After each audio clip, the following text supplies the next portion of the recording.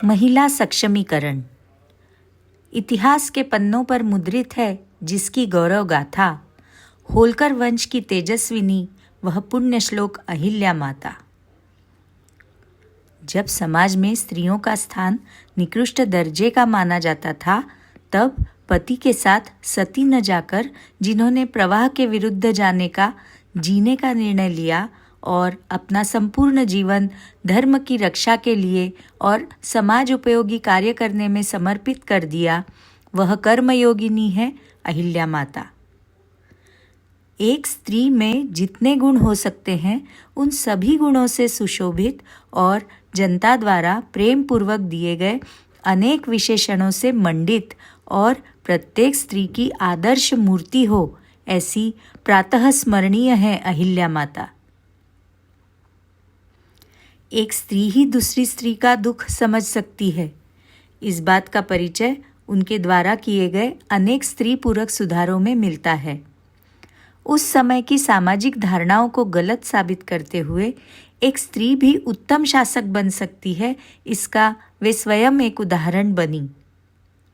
जिन स्त्रियों की दुनिया घर गृहस्थी, चूल्हे चौके तक ही सीमित थी, उनके हाथों में शस्त्र देकर उन्होंने 2000 लड़ाकू स्त्रियों की पलटन तैयार की और उन्हें आत्मविश्वास दिलाया कि समय आने पर स्त्री युद्ध भी कर सकती है।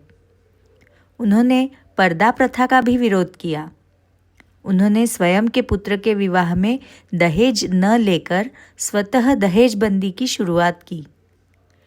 पहले करो फिर कहो के वाक्य को सार्थक करते हुए उन्होंने जिस काल में लड़कियों का विवाह 8 वर्ष की आयु में कर दिया जाता था, वहाँ अपनी पुत्री का विवाह 18 वर्ष की आयु में करके बाल विवाह की प्रथा को नकार दिया।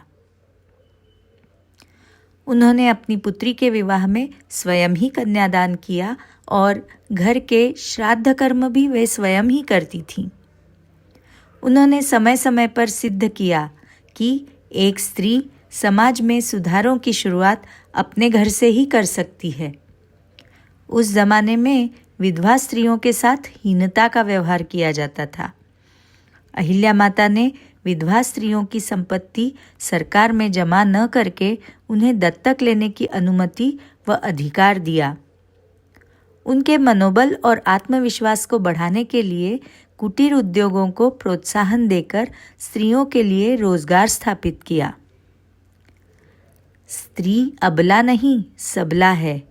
उसने अपने स्त्री सुलभ गुणों को निखार कर और बढ़ाकर आत्मविश्वास से जीना चाहिए। उसे मुक्ति की आवश्यकता नहीं है, वरन अपनी सुप्त शक्ति को जान लेने की आवश्यकता है। अहिल्या देवी के चरित्र से हम यह सीख ले सकते हैं।